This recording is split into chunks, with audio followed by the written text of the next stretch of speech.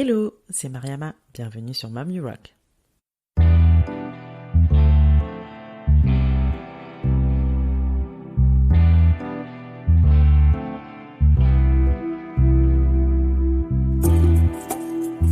Mom You Rock est un podcast échange avec des femmes entrepreneurs et mamans. Ma volonté reste toujours la même, partir en quête d'inspiration et de motivation auprès de ces femmes qui nous partagent leur quotidien de slasheuse. Car oui, j'ai longtemps cru qu'être mère et chef d'entreprise pouvaient être incompatibles. La bonne nouvelle, c'est que j'avais archi faux et ces parcours ne le prouvent bien. Je suis moi-même aujourd'hui maman de 2 petits bouts et je vis une belle aventure entrepreneuriale. Ma mission ici est de vous inspirer à travers tous ces témoignages pour mener à bien vos projets et vous aider à croire en vos idées. Si vous souhaitez en savoir plus sur la naissance de ce podcast, je vous invite à écouter la bande-annonce de la saison 1. Maintenant, prenez place, c'est parti!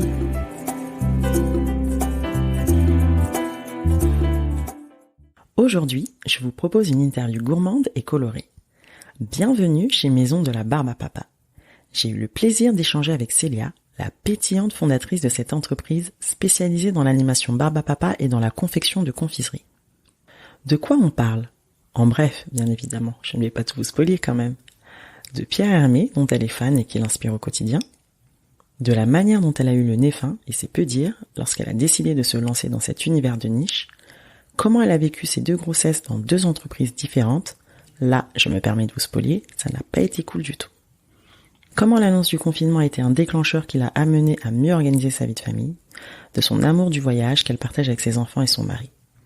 On a bien rigolé, j'espère que vous allez adorer autant que moi cet échange. Petit aparté, vous allez par moments entendre des petites nuisances sonores que je n'ai pas pu retirer malheureusement, mais je vous promets rien de bien méchant. Enjoy! Bonjour Célia! Bonjour! Écoute Célia, je suis très contente que tu aies accepté mon invitation, merci beaucoup. Célia, tu es fondatrice de la Maison de la Barbe à Papa. Alors, je vais te reprendre. Vas-y, Maison de la Barbe à Papa, c'est ça? C'est pas la maison. Tout le monde fait l'erreur. C'est Je vrai. t'enregistre. Oui, Mais bien en sûr. fait, ce n'est pas la Maison de la Barbe à Papa, c'est Maison de la Barbe à Papa. Et oui, exactement. Et je préfère reprendre puisque j'ai un directeur artistique qui tient aussi à la marque. Et la marque est importante et c'est Maison de la Barbe à Papa. Tu fais bien de me reprendre. Donc, Voilà. Fondatrice de Maison de la Barbe à Papa, donc qui est spécialisée dans l'animation de barbe à papa depuis maintenant 2 ans. C'est ça? Exactement. Avec ta team de barbistas, comme tu aimes les appeler. Et t'as bien appris. Eh ben voilà, j'ai bien appris ma leçon. Donc, Célia, tu es maman de 2 enfants, donc Victoire, 15 ans, et Guillaume, qui va bientôt avoir 11 ans, donc qui ont tous 2 fait leur entrée au lycée et au collège. Il y a 2 jours. Tout s'est bien passé? Tout s'est très bien passé, les parents aussi, parce que dans une rentrée, il y a les Il y a parents. aussi les parents, on les oublie, mais il y a aussi les parents. Super. Écoute, Célia, je te propose de te présenter et de présenter du coup Maison de la Barbe à Papa. Exactement. Donc, comme tu as dit, je suis Célia, je suis la fondatrice de Maison de la Barbe à Papa depuis 2018, qui est une société spécialisée dans la confiserie et plus spécialement la barbe à papa. J'allais l'oublier, mais enfin, ce nom l'indique. On fait pas du popcorn, on fait de la barbe à papa. Et pas n'importe quelle barbe à papa, puisqu'on a innové dans tout ce qui est parfum. On fait des très bons parfums à base de vraies fraises naturelles. On fait également de la mangue épicée, du litchi thé vert matcha. Effectivement, c'est original. Voilà, exactement. De la vanille praline rose concassée. Donc c'est des parfums qui sont très très bons, délicieux, qui nous ramènent aussi à l'enfance. On fait toujours cette traditionnelle fraise que tout le monde connaît. Mais ce qui nous a vraiment différencié, c'est cette gamme de parfums innovants et qui change d'habitude. Ok. Du coup, on utilise vos produits dans le cadre événementiel. Donc, comment ça se passe? Donc, c'est la location, il y a la réservation. Est-ce que tu peux nous en dire un petit peu plus? Oui, on fait exclusivement de l'événementiel depuis 2018. Je parlerai de la deuxième activité qu'on a lancée pendant le confinement. Nos activités événementielles, donc c'est de l'animation clé en main auprès de marques ou nos barbistas, nos charmants barbistas que j'embrasse s'ils nous écoutent, viennent filer du sucre pendant les événements des marques. Les marques, c'est des grandes marques, plutôt des marques parisiennes. On travaille essentiellement sur Paris, où ils ont des lancements de produits, des événements presse, ça peut être des soirées corporate, où ils ont besoin effectivement d'un ce qu'on appelle des stands de catering. Donc nous on vient en sucré, mais ils ont besoin aussi, et c'est comme ça qu'on se positionne, de produits qui génèrent en fait du contenu, parce que je pense que vous l'avez vu sur Instagram et on le voit aussi beaucoup sur notre compte.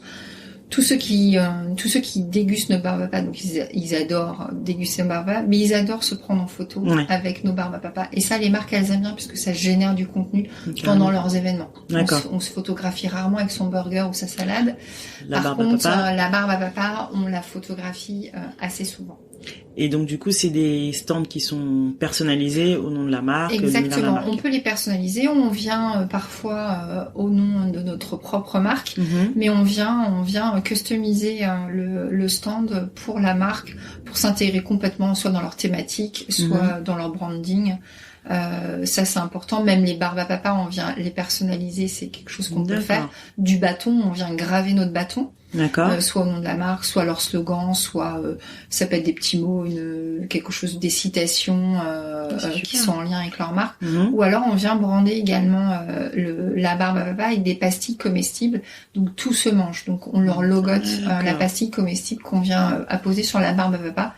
Et les personnes mangent l'intégralité. D'accord. C'est sympa, ça. Oui. Vous avez sorti un nouveau format, le pocket. Barbe à papa à emporter. Et oui, après la baguette, la barbe à papa sur baguette, on a fait la pocket de barbe à papa qui va sortir prochainement. C'est pas encore sorti puisque c'est un projet qu'on a mené pendant le confinement. Grâce à une campagne de crowdfunding d'ailleurs. On était quand on faisait nos animations barbe à papa, on était constamment confrontés aux questions des clients qui étaient: où est-ce que je peux déguster vos barbes à papa? Elles sont super bonnes, où est-ce que je peux les déguster? Et en fait, on n'avait pas de réponse puisqu'en fait, nous on vient en animation ou alors on fait de la location de matériel. On n'a pas parlé tout à l'heure, mais on fait également de la location de matériel où les gens ont tout à disponibilité, ils le font eux-mêmes.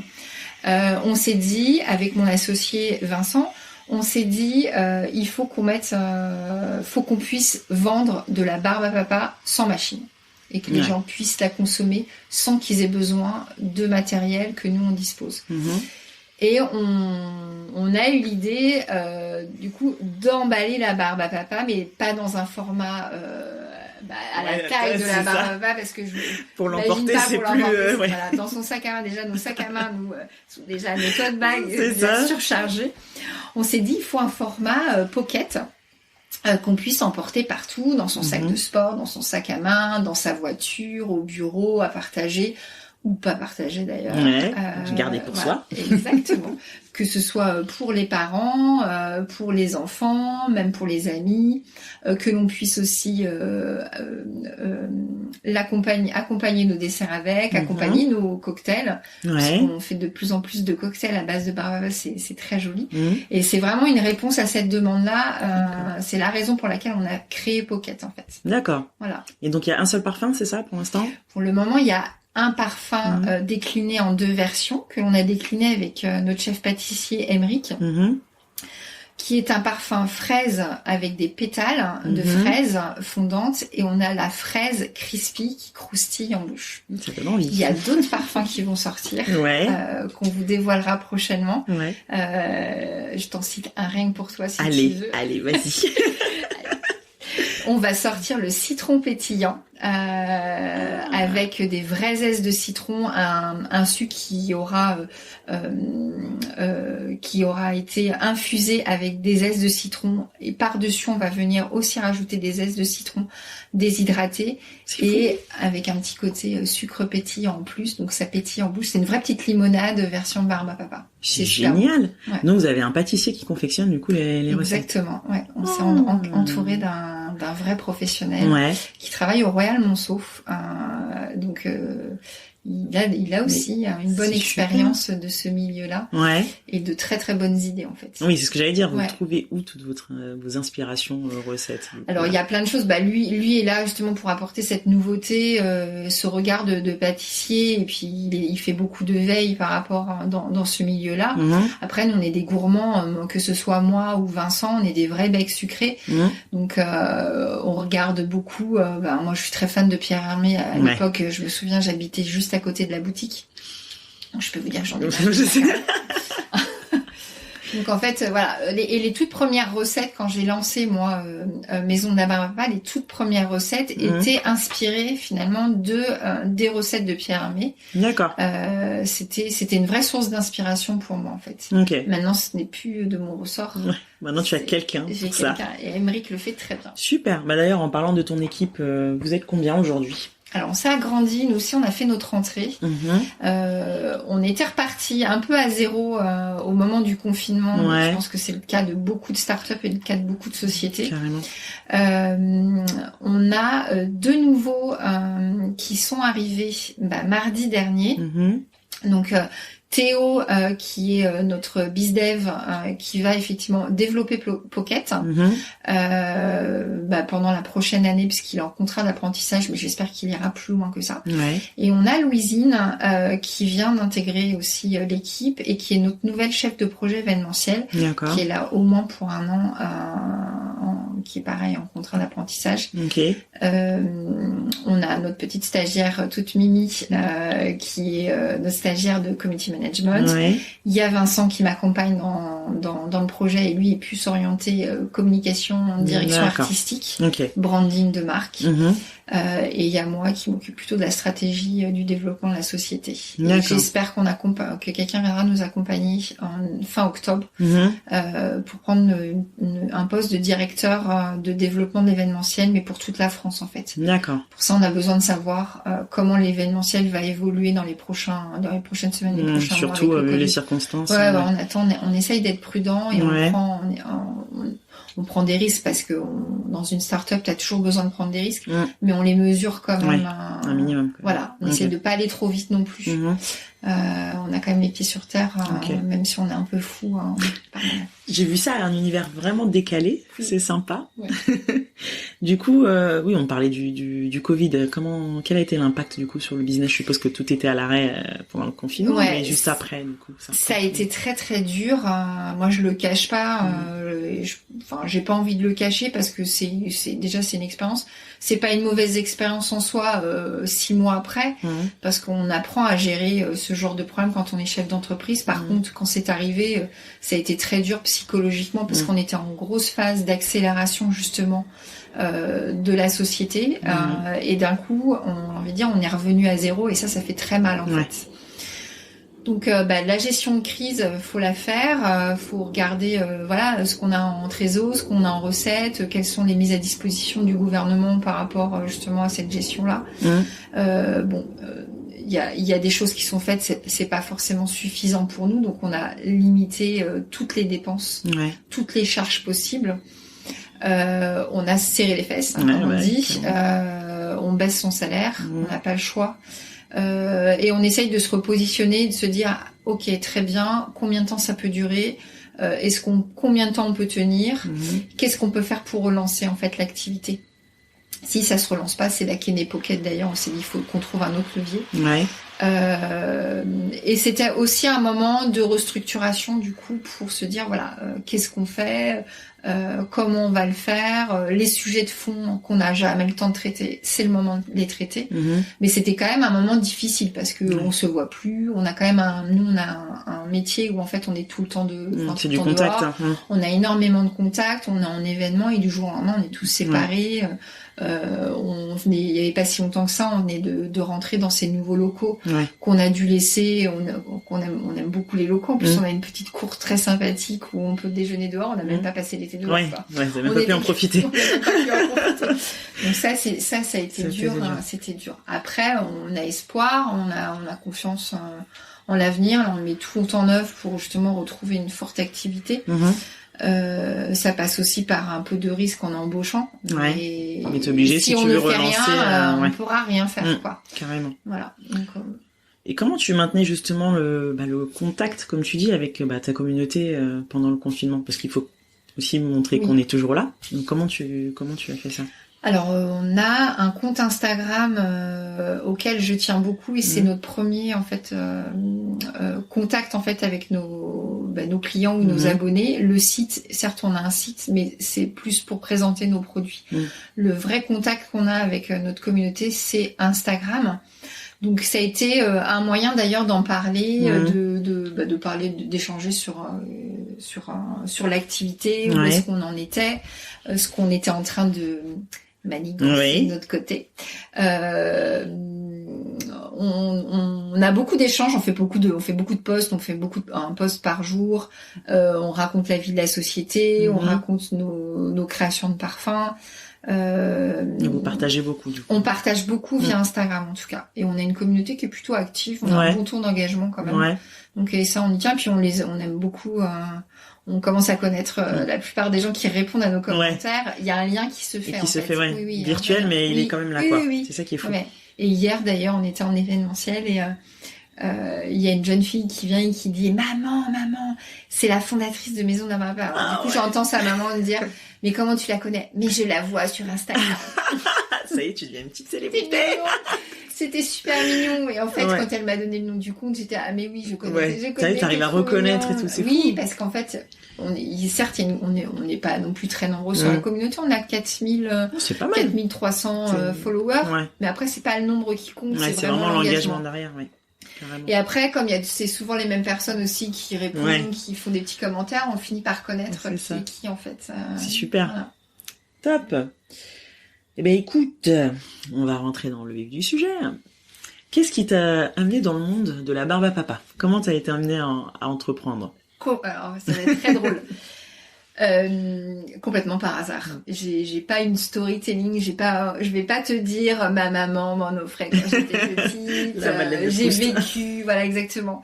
Absolument pas. J'ai vécu dans le monde de la barbe à papa où tous les week-ends j'allais manger de ma papa. Pas du tout. Je suis tombée dedans complètement par hasard. C'est vraiment le hasard. J'ai organisé l'anniversaire de ma fille pour ses 11 ans. Je me souviendrai toujours. Et c'était vraiment une époque d'ailleurs où on faisait beaucoup de choses pour les anniversaires, des décos de dingue. Voilà, je fais plus ça maintenant. Ça prend trop de temps. Je suis désolée pour mes enfants. Mais... Et je lui avais dit, écoute, on fera de la barbe à papa. Je trouvais ça tellement joli et tellement poétique. Je me suis dit, on fera de la barbe à papa. Je crois que c'était un anniversaire sirène qu'on lui faisait. Sympa le thème. Voilà. Et je regarde, je me suis dit, je n'achèterai pas une petite machine qu'on peut trouver dans des magasins d'électroménager. Je vais en acheter une bien, comme ça on va vraiment en faire des biens. Et donc je me permets d'acheter une machine de professionnelle mais d'occasion. Et je m'étais dit pour la rentabiliser, je la remettrai en location moi-même, voilà. Et suite à ça, donc je remets en location cette machine et j'ai des appels pour la louer. Je me dis, il y a quand même vachement de gens qui... Ah oui, mais des gens qui étaient présents du coup? Non, pas du tout, non, j'en mettrais ça sur le bon coin, et puis les gens me disent, on voudrait vous la louer. Oui, d'accord. Ah bon, ok, mais je la louais souvent. Mais c'est pas possible, mais super. Quoi. Il y a la demande. Mais il y a des gens qui aiment la barbe. C'est ça. C'était ça, il y a des gens qui aiment ça. Ah bah oui. Mais tant mieux. Et je dis, c'était à une époque où en fait j'étais en transition, en plus j'avais quitté mon job. Je dis, en fait, ça va nous faire un peu de sous. Ouais, c'est ça, clairement. Je vais en acheter une deuxième. Et puis, et ça prenait, tu l'as loué comme ça via le bon coin. Et voilà, exactement. Et puis, de fil en aiguille, j'en suis venue à acheter une troisième, une quatrième, une cinquième. Ah ouais. Mais tu les mettais où? Chez moi. Et là, c'était le gros. C'était le garage à machine à barbe à papa, du coup. Je crois que mon mari pourrait en parler pendant des heures. On en avait marre. Le stockage maison. Oh là là. Et puis j'ai fait une étude de marché derrière en me disant qu'est-ce qui est fait dans le monde de la barbe à papa. En fait, il y avait aucun concurrent, il y avait aucun marché de la barbe à papa. D'ailleurs, je pense que si aujourd'hui je demande à n'importe qui de me citer une marque qui fait de la barbe à papa, personne ne sait citer. En fait, il y a aucun acteur actuel qui fait de la barbe à papa. Il y a des acteurs, effectivement, on connaît. Je te dis Macaron, je te dis, tu me dis Pierre Hermé ou La Durée, mais je te dis barbe à papa, Personne ne sait. Donc le but, effectivement, c'est si je te dis barbe à papa, tu me réponds Maison de la barbe à papa. Voilà. Et c'est comme ça qu'est née Maison de la barbe à papa. T'as réussi à dénicher un besoin ouais. vraiment par hasard. Et je trouvais qu'il y avait rien, il n'y avait pas d'acteurs, à part nous, on connaît les forains, on connaît, on achète de la barbe à papa au cirque, mais au quotidien. Ouais, si t'en veux, si tu veux le faire toi-même, c'est compliqué à trouver. Tu ne peux pas en fait. Tu ne pouvais pas. Ouais. Maintenant, tu peux. Super. Et quelle était la réaction de ton conjoint et de ton entourage quand tu leur as dit que tu voulais te lancer dans la barbe à papa? Alors, oui, parce que du coup, on n'en a pas parlé, mais tu viens d'où? Enfin, qu'est-ce que t'as fait avant? D'ailleurs, voilà. Exactement. Reprenons du début. C'est vrai. Je dis n'importe quoi. Je n'ai pas du tout. Je ne suis pas de famille foraine. Je suis ingénieure en informatique. Donc c'est vraiment deux mondes totalement différents. Oui. En revanche, j'ai la réflexion conduite de projet, montage de projet qui aide énormément quand tu es quand tu prends la boîte, quand tu crées une société. Et c'est ça qui fait qu'en fait c'est cette expérience-là qui m'a menée à ça en fait. Et puis je pense que j'ai toujours eu cette envie de créer une entreprise. J'ai toujours aimé monter des projets. Ça a toujours été. Tu me disais d'ailleurs que c'était le troisième projet d'ailleurs. D'ailleurs, c'était mon c'était ma troisième entreprise. J'ai monté une première entreprise qui n'a absolument pas fonctionné. Je faisais des box culinaires pour enfants et ça a été c'était un flop total d'ailleurs. Oui, ça a duré 6 mois, ça a jamais décollé. C'est marrant parce que c'était à l'époque en plus il y avait pas mal de box. Oui, complètement. Après voilà, je pense qu'on n'a pas du tout, je n'ai pas eu du tout le bon axe, la com. Si pourtant on avait énormément de com, vraiment beaucoup d'articles, mais c'est pas quelque chose qui a décollé. Puis à un moment donné, il faut faire le deuil. Si ça prend pas, ça prend pas. Et puis passer à la suite. Faut passer à la suite. Et d'ailleurs, c'était une bonne expérience quand même, parce que du coup, ça permet d'avoir du recul par rapport à ce que c'est qu'une création de projet, une création d'entreprise. Quelles sont les lacunes, où est-ce que tu cours, voilà, parce qu'on fait tous des erreurs et que je n'ai pas refaites pour Maison de la barbe à papa. Ensuite, j'ai monté une deuxième société qui était un e-shop de décoration, justement pour tout ce qui était fête, anniversaire, mariage, qui a marché. Mais en fait, c'était pas du tout un business qui me plaisait. Là, c'était différent pour le coup. Ça marchait, mais là, c'était non, et c'est pas du tout ce que j'avais envie de faire. Donc voilà, j'ai décidé d'arrêter et de toute façon, là, j'avais en tête justement monter la société Maison de la barbe à papa. D'accord. Donc j'ai progressivement fait la transition. D'accord, oui, en plus tu restais un peu dans le thème, plus ou moins. Oui, voilà, exactement. Mais enfin, franchement, pas du tout les mêmes clients, parce que nous, on a quand même une clientèle qui est vraiment B2B. Il y a un peu de B2C quand même aussi. Un peu de B2C, mais c'est pas du tout. C'est pas la majorité. Pour le moment, c'est pas du tout notre client. On fait vraiment beaucoup de B2B. On en aura quand on vendra Pocket. On a beaucoup plus de B2C. Mais voilà, donc j'ai fait la transition tranquillement et ce qui m'a amené à Maison de la barbe à papa et pouvoir le lancer aussi de manière plus aisée. Tu me posais la question justement comment a réagi mon entourage quand j'ai dit que j'allais créer Maison de la barbe à papa. Alors je vais commencer par le côté pas négatif parce que c'est pas forcément négatif ce que me disait mon entourage, ma famille, mes parents ou mes amis, mais quand je leur disais je vais faire de la barbe à papa, c'est pas possible quoi. Tu vas pas passer d'un diplôme d'ingénieur à quelqu'un qui va faire tourner un bois. Mais Célia, mais qu'est-ce qui se passe dans ta tête en fait? Et je me souviens d'ailleurs, j'avais pareil un tuteur qui m'accompagnait justement dans le développement de ton projet.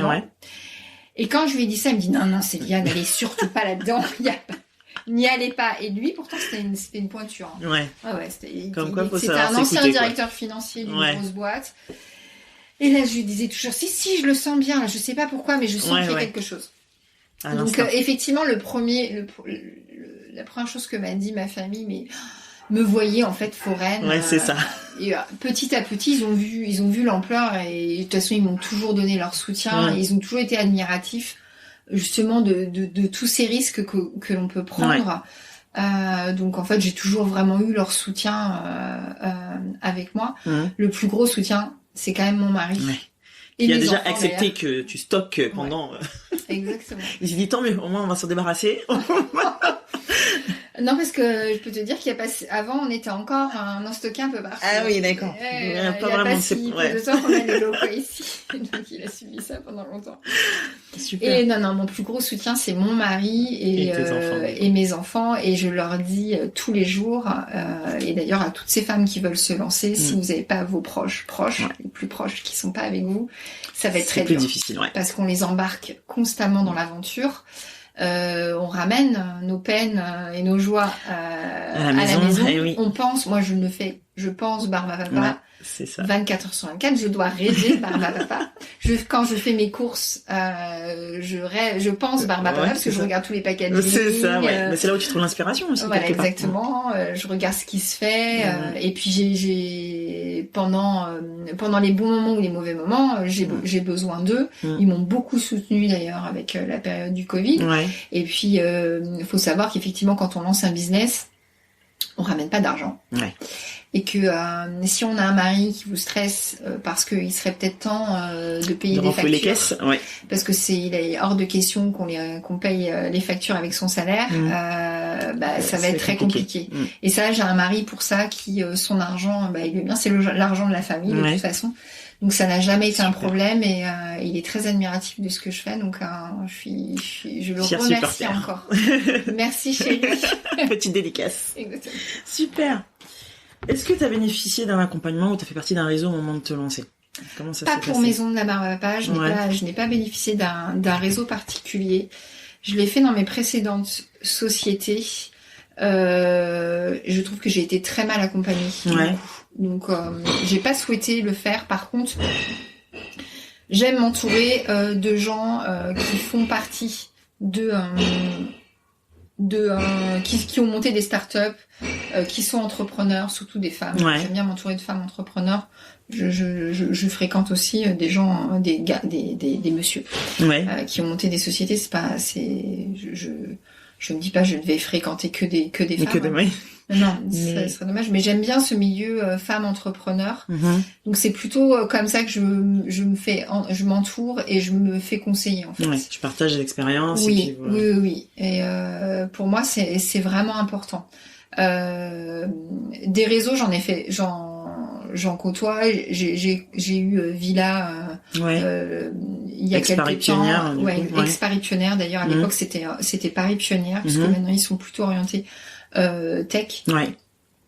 C'est pour ça d'ailleurs du coup je les côtoie moins. Il y a Entrepreneur, j'avais Actionnel, des réseaux un peu comme ça. Ouais. Mais moins tuteur, mais j'aurais bien aimé, j'aimerais bien, mais c'est très difficile de trouver. Il faudrait que je fasse peut-être partie de nouveau de chez France Active, mais pourquoi pas. Ouais. Pourquoi pas. D'accord. Quel a été ton plus grand challenge au moment de te lancer? Je sais pas.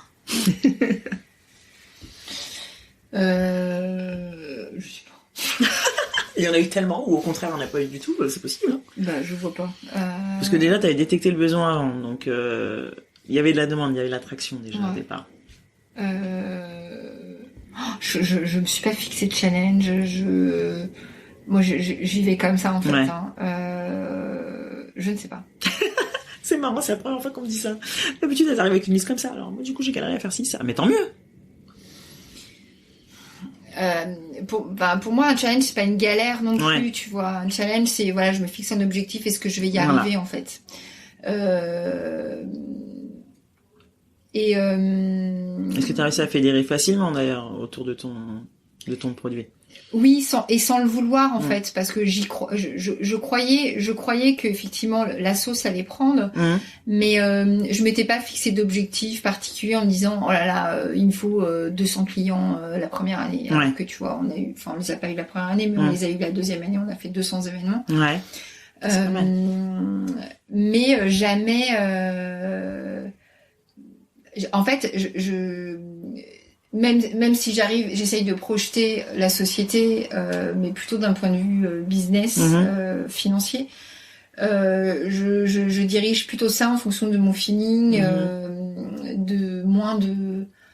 en fait, j'ai pas envie de me mettre la pression. En fait. C'est peut-être ça qui marche aussi. Voilà, j'ai pas du tout envie de me mettre la pression parce qu'en fait, c'est très dur j'ai du mal à la supporter en fait, et ça m'affecte beaucoup. Donc c'est peut-être pour ça en fait que je me fixe pas. Alors j'appelle pas ça un challenge, j'appelle ça des objectifs de rêve. Ouais. Après, enfin si j'ai des rêves, j'aimerais avoir une grande équipe, j'aimerais avoir des bureaux plus grands. Ça viendra par la suite, on te le souhaite. Oui, voilà, exactement. J'aimerais travailler avec des belles marques, faire des collabs. J'aimerais qu'on voit Maison de la Barbe à Papa partout. J'aimerais qu'on se dise mais Barbe à Papa, mais oui, je connais ces Maisons de la Barbe à Papa. Oui. C'est ça en fait pour moi mes challenges en fait. Mais en tout cas je fonctionne. Enfin voilà, je fonctionne comme ça. À l'instant. Ouais, à l'instant. Super. Ta plus belle réussite, du coup. Professionnelle ou personnelle, comme tu veux. Ma plus belle réussite personnelle, c'est vraiment ma famille en fait. Ouais, ma famille, on est tous les 4, ça fonctionne vraiment très très bien. On est, mais du coup, ce qui se produit au sein de ma famille, la confiance, le dialogue qu'on a, j'essaye de le mettre au sein de mon équipe. Et ça, je leur explique assez souvent tous les jours. Je marche beaucoup à la confiance. Donc moi je ne flique pas. Je ne flique pas mes enfants, je flique pas mon mari. On se raconte tout. Ici c'est pareil, ça fait partie de nos valeurs, la transparence.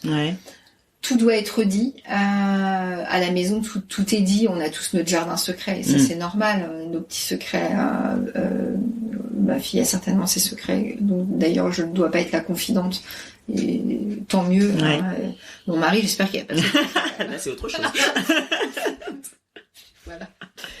Mais on essaye de tout se dire en fait, parce que déjà tout se sait. Tout s'apprend, tout se sait.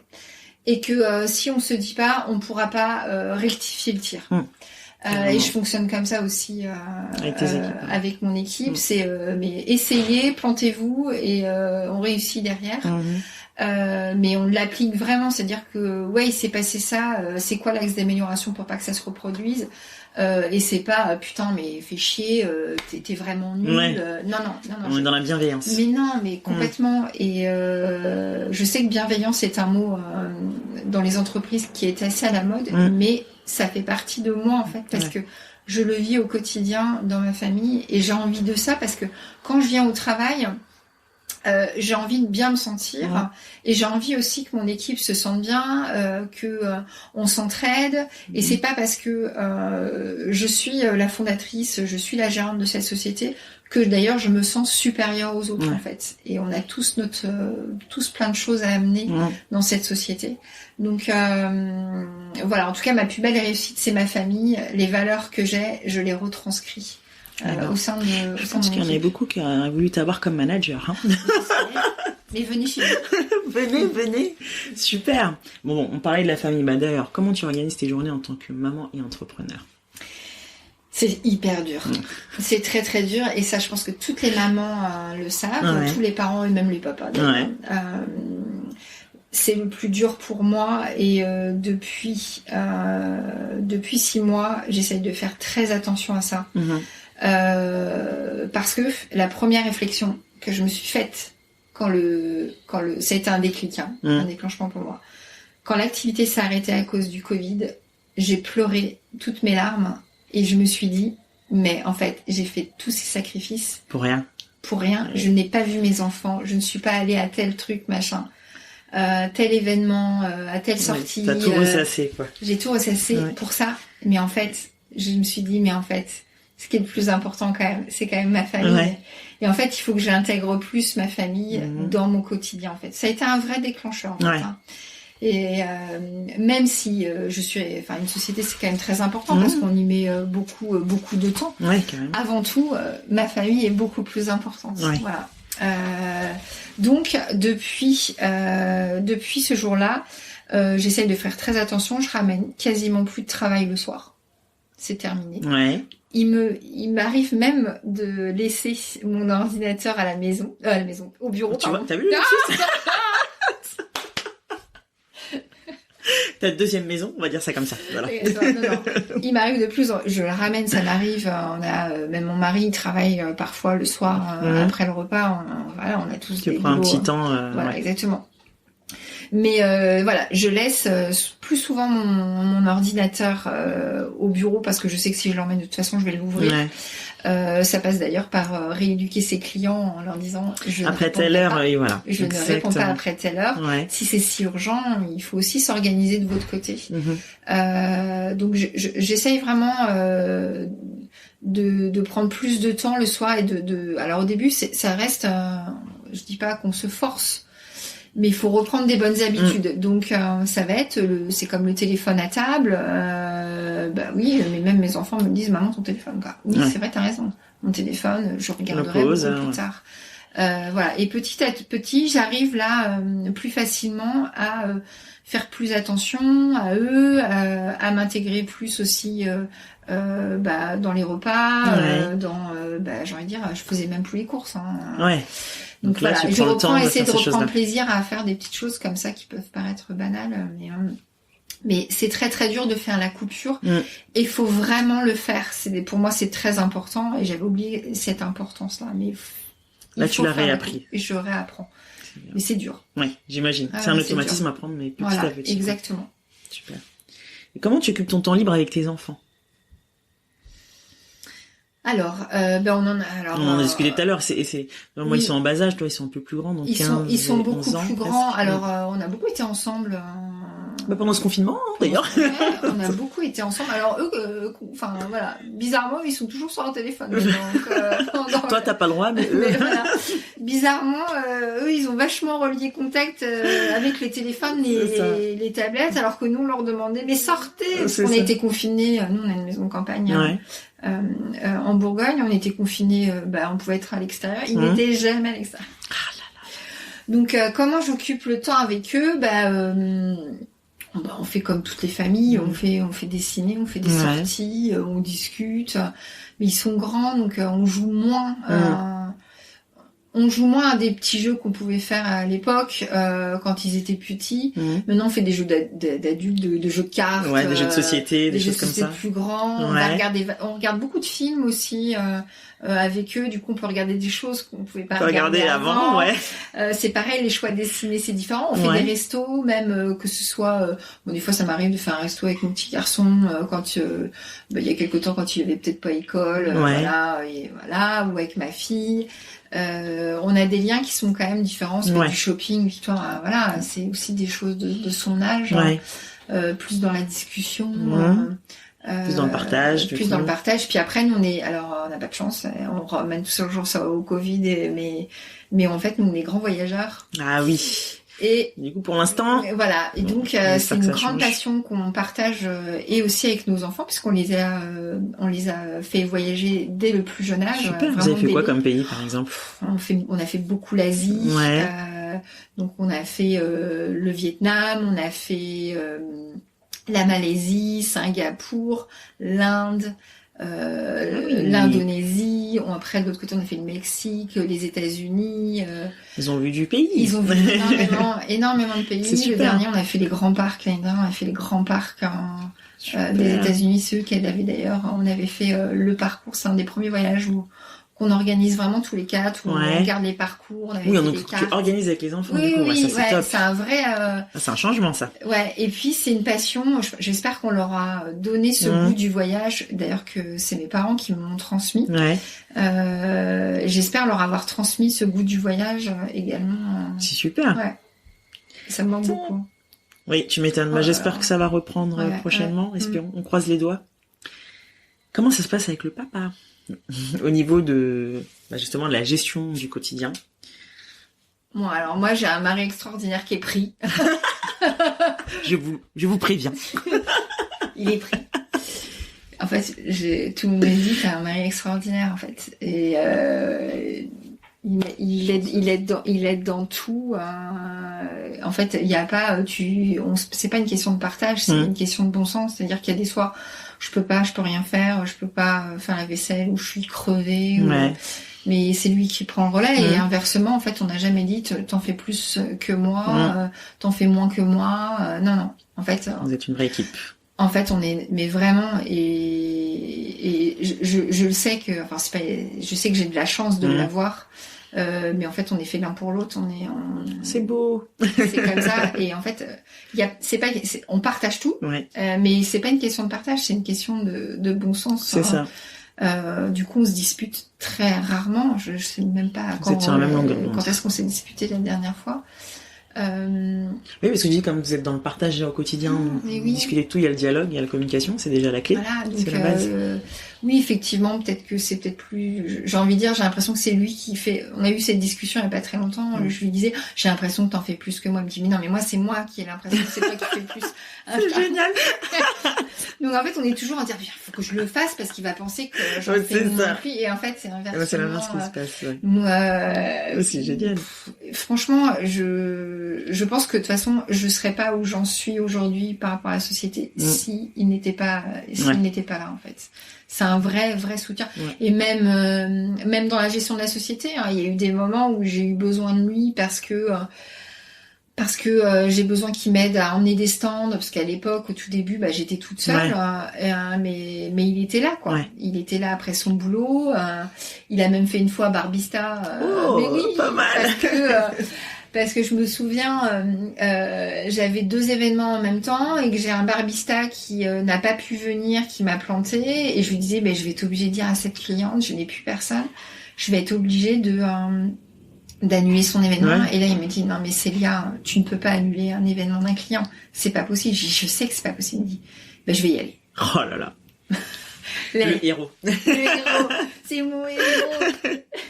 Mais super. Il est pris trop tard. Et du coup, est-ce que vous avez trouvé du temps en couple? C'est ce qu'on en discutait tout à l'heure. Effectivement, il y a des enfants un peu plus grands. C'est peut-être plus simple aussi de se retrouver. C'est beaucoup plus simple aujourd'hui. Quand on rentre maintenant, effectivement, on a plus besoin de job babysitter, donc on est plus dans la spontanéité. On se retrouve, déjà les enfants nous laissent plus de temps aussi pour nous. Ils font plus leur truc à eux, donc on se retrouve plus facilement tous les deux, que ce soit à la maison, même devant la télé. On est tous pareils, on rentre, on est fatigué, on se regarde une série, on est content, on partage une bonne série. On peut sortir quand on veut, on n'a pas obligé d'appeler une babysitter. Ça nous arrive des fois, surtout avec le beau temps, de se dire, moi quand je rentre, tiens, on va se boire un verre tous les deux. Nous on habite dans Paris, donc on descend en bas de l'appart. Facile. On sort. C'est plus nos enfants parfois qui sont pénibles. Je vais vous raconter une anecdote. Nous maintenant, quand on sort, c'est nos enfants qui nous rappellent à l'ordre. De rentrer, en fait, je me souviens, il n'y a pas si longtemps que ça. Les rôles s'inversent. Les rôles s'inversent, où on leur avait dit qu'on rentrait vers minuit, et à minuit, les enfants qui appellent, mais vous êtes où? Vous avez dit que vous rentriez à minuit, les minuit, vous n'êtes pas là. Et nous, on était là. Non, mais en fait, on fait ce qu'on veut quand même. C'est nous les parents, en fait. C'est nous les parents. Non, mais vous nous avez dit que vous rentriez à minuit, on vous attend. Là, non, qu'est-ce qui se passe? Et là, on se regarde, non mais attendez, on a le droit de faire ce qu'on veut quand même. C'est génial. Voilà. Ah oui, là c'est différent quoi. Donc c'est complètement différent, effectivement. C'est pas que c'est plus compliqué quand ils sont en bas âge, c'est pas une question d'être plus compliqué. Ça demande plus d'organisation. Ça demande plus d'organisation. Voilà, après. Super. C'est comme ça. Tes sources d'inspiration et de motivation. Mes sources de motivation, ce que je te disais, moi je vis les choses vraiment au jour le jour. Je suis motivée, parce que pour faire ce métier-là, de toute façon, faut être à 100% motivé au quotidien. Mais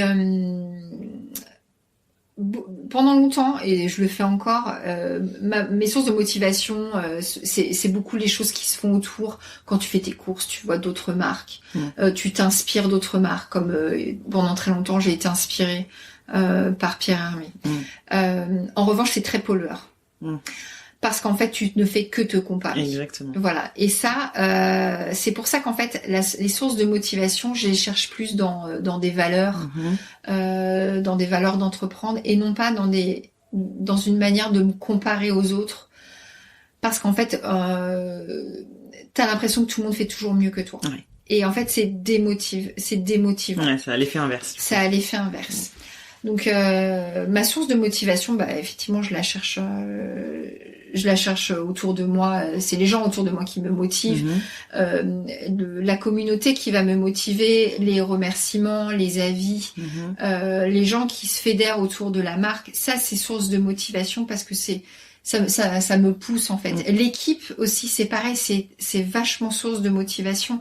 Le fait qu'ils adorent le produit, même le fait de dire tiens, j'ai pensé à ça ce week-end. Et en fait ça c'est motivant parce que je me dis ah là là, mais ils sont tellement impliqués qu'en fait j'avance avec eux, ils avancent avec moi. Mais j'évite maintenant effectivement, mais c'est dur parce que quand on est entouré de marques, on est entouré de pubs, même Instagram c'est très pollueur pour moi. Il faut savoir doser. Il faut savoir doser.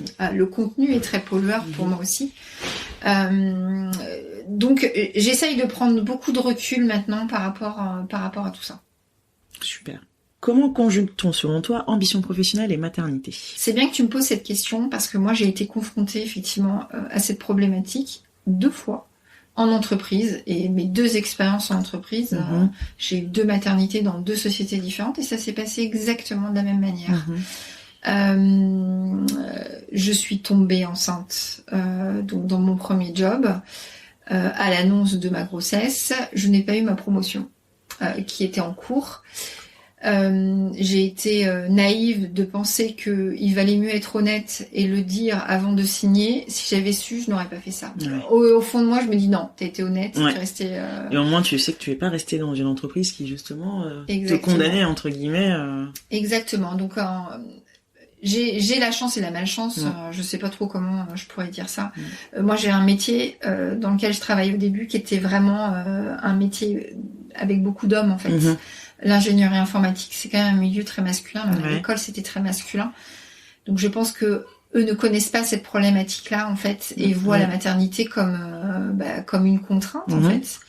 Je ne vois pas d'ailleurs, je ne vois pas la contrainte d'ailleurs. Oui, parce que nous on est concernés, donc forcément, Mais moi, je leur dis, mais faites-les les enfants. Voilà, faites-les à notre place et vous verrez. Moi, je vous laisse les faire. C'est ça, c'est ça, donc, tu vois, la première expérience, une très mauvaise expérience, et c'est repassé exactement la même chose. Dans la même entreprise ? Non, dans la même boîte. Où, alors, ça a été différent, c'est pas lié à une promotion. C'est à partir du moment où je suis tombée enceinte et je suis partie en congé maternité, beaucoup plus tôt que prévu. Ça a été très mal pris, en fait. Comme un abandon en plein projet. Et effectivement, quand je suis revenue en plus, j'ai pris j'ai pris un congé parental parce que j'avais envie de prendre un congé. Tu as le droit en plus. Parental.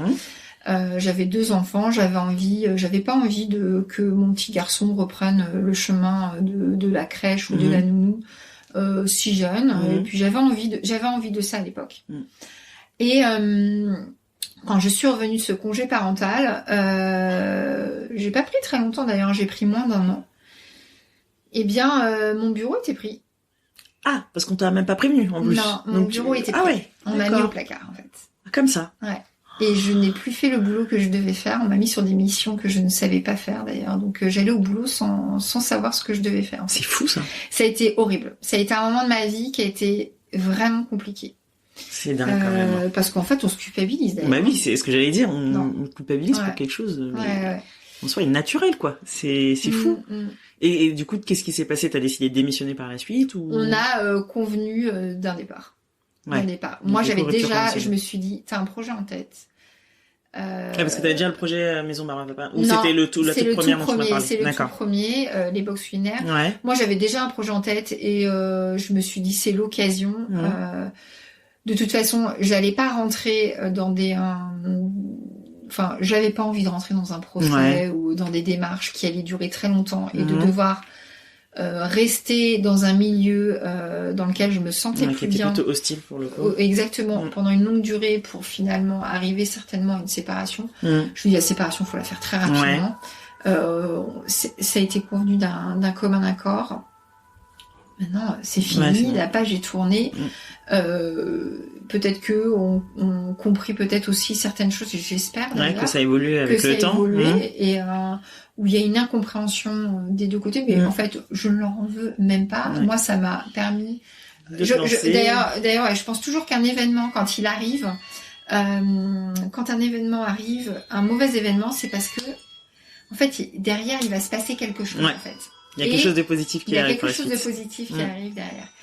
Et en fait, je l'ai vécu comme ça, en fait. Je l'ai vécu comme un tremplin, en fait. Et je me suis dit, bah oui, mais en fait, tu pars, il s'est passé ça, mais derrière j'ai une création de boîte. C'est ça. Pareil pour, tu vois, j'ai envie de me dire, pareil pour le Covid. Je me dis, oh là là, mon Dieu. Mais en fait, il y a Pocket qui sort. C'est ça. En fait, un nouveau produit. C'est ça. Et j'essaye vraiment de positiver comme ça, parce que sinon, après, on aurait le moral dans les chaussettes, c'est sûr. Super. Ma vision de conjuguer ambition professionnelle et maternité, pour moi, elle est compliquée parce qu'elle vient de l'expérience qui n'a pas été bonne. Moi, je pense que ça se fait vraiment. Il y a vraiment des sociétés dans lesquelles ça doit se faire naturellement. Oui, on se pose même pas la question. On se pose pas la question. D'ailleurs, je me souviens ma belle-mère qui me racontait, elle, qui avait même embauché quelqu'un enceinte. Ouais. Donc c'est pas un problème en fait. Ça. Parce que c'était la personne. C'est ça. Voilà. Mais bon, c'est pas la mentalité malheureusement dans toutes les entreprises. Et j'espère, j'invite tout le monde, à le faire. Mais il y a des femmes qui sont comme ça, aussi, qui ne veulent pas embaucher, qui sont. C'est fou. Ce n'est pas lié qu'aux hommes. C'est ça, ouais. On tape sur les doigts des hommes, mais il n'y a pas que les hommes. Non, il y a aussi des femmes qui ont des comportements comme ça. Bon, pour moi, ça n'a pas forcément été une bonne expérience. C'est plus simple aujourd'hui quand on est à la tête d'une société, on gère ses ambitions à sa manière, et on met les priorités là où on a envie. Attention, il y a pas pire boss que d'être son propre boss. Ça c'est sûr, je veux bien le croire. Des choses qu'on n'aurait jamais osé. C'est sûr, infliger à d'autres personnes. Ouais, exactement. Des conseils à celles qui souhaitent se lancer. Alors moi je leur dis, il faut garder le cap. Ça, c'est ma phrase. Il faut garder le cap, confiance, audace et persévérance. Pour moi, c'est la clé de la réussite, en fait. Il faut avoir confiance en ses idées. Quand on a une idée, beaucoup de gens vont donner leur avis. Des trucs géniaux, des trucs n'y va pas. Il faut quand même écouter. Mais la décision, elle nous revient.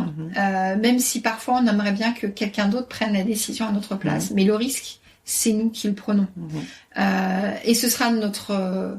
si on a du succès, si on parvient au succès, ce sera grâce à nous. Si on n'y parvient pas, ce sera aussi de notre faute. Ce n'est pas de la faute du conseil de l'autre ou quoi que ce soit. C'est voilà. Donc il faut garder confiance en soi et dans ses décisions. Je ne suis pas, enfin tu vois, je ne sors pas d'HEC, mais je suis pas du tout illégitime à être une... Mais bien sûr. Voilà. Ça, c'est important, être à la tête d'une société. Carrément. J'ai certainement pas un discours marketing très pointu, ni commercial d'ailleurs. Je ne viens pas du tout de ce monde, donc mais t'es là, t'apprends sur le tas et t'avances ton rythme, mais c'est très bien. Les success stories, il y a beaucoup de travail derrière. Tout n'est pas beau, tout n'est pas joli. Voilà, il faut beaucoup de travail pour réussir en fait. Donc il faut avoir aussi beaucoup d'audace et y aller. Oser appeler un directeur en marketing d'une grosse boîte, oser parler de ses projets. Voilà, c'est avec beaucoup d'audace et beaucoup de persévérance parce qu'il va falloir être patiente. On se prend beaucoup de bûches, beaucoup de défaites, mais aussi beaucoup de succès. Donc il faut vraiment persévérer, même si ça fonctionne pas. Il faut aussi continuer. Mais il faut aussi, j'ai envie de dire, il faut aussi savoir s'arrêter quand il faut s'arrêter. Oui. Voilà. D'accord. Voilà. Super. Quels sont les futurs projets de Maison Barbe à Papa? Alors, les prochains projets de Maison de la Barbe à Papa, on les connaît, on a commencé à les annoncer, effectivement. Il y a la sortie la sortie de Pocket qui arrivera très prochainement, là, dans les prochains mois. Je sais que tout le monde est impatient, je reçois des messages. Quand est-ce que ça arrive? Quand est-ce que ça arrive? Je sais, c'est un peu long, mais le montage d'un projet est vraiment très long, surtout qu'on l'a monté en période de confinement et surtout pendant le mois de juillet, le mois d'août où toutes les grosses entreprises sont à l'arrêt. Ouais. Donc là, c'est la reprise pour tout le monde dans un contexte un peu particulier. Donc tout est un peu au ralenti. Donc nous, moi et Vincent, on est vraiment dans cette dynamique où on essaye d'avancer le plus vite. Ouais.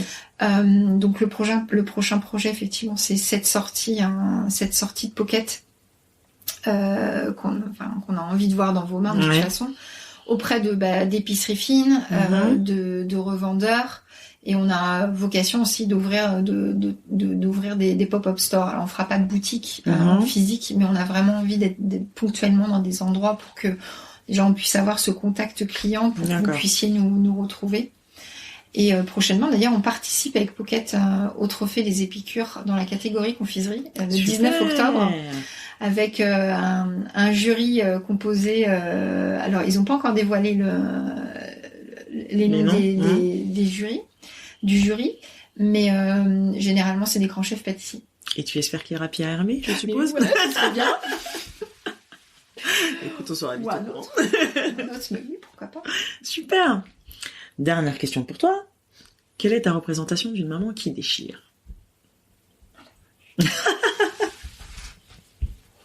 C'est dur parce que une maman qui déchire, c'est dur parce que je pense qu'en fait on est toutes différentes et alors peut-être que ce serait moi en tant que maman vis-à-vis de ma famille comment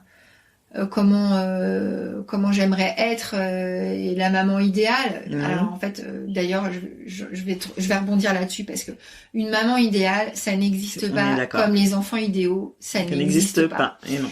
Et je fais plein de choses. Mes enfants font aussi des choix que je ne partage pas. Et pareil, je fais pas toujours les bons choix. Donc en fait, le monde idéal n'existe pas. Après, j'aimerais être la mère.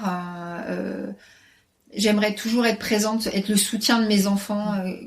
Enfin, quoi qu'il se passe, je leur dis toujours, quoi qu'il se passe, n'importe quelle heure, je suis là en fait. Ouais. Même si c'est une grosse bêtise, même si c'est le pire truc, en fait, le fait d'appeler, le fait de faire appel à moi, ça veut dire qu'en fait, t'as énormément confiance en moi. Et malgré, c'est pas forcément une bêtise, là ils sont petits, je parle de bêtises, mais le fait de faire cette démarche, d'aller vers moi, pour moi c'est tout gagné, ça veut dire qu'en fait, ils ont confiance. Ouais. Voilà. Et une maman qui déchire, je pense que c'est ça, c'est que les enfants ont confiance en nous, ils sont rassurés. Me disent pas tout et heureusement. Oui. Et moi je leur dis pas tout. Chacun son petit jardin secret comme on disait. Exactement. Chacun son jardin secret, mais une maman qui déchire, c'est ça. Moi je suis pas forcément. J'essaye pas de faire hyper jeune ou de faire une maman branchée. Je suis ce que je suis. Je pense que des fois les enfants vont avoir honte de nous.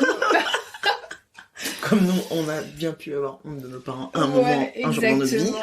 Je crois que tu vois, là, j'ai un jean déchiré. Je crois que ma fille m'a dit plein de fois, maman, si tu portes un jean déchiré.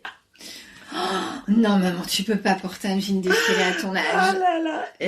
Je mets ce que je veux, je suis ta mère, ok? Je fais ce que je veux. Oh là là, super, merci beaucoup, Célia. Merci à toi.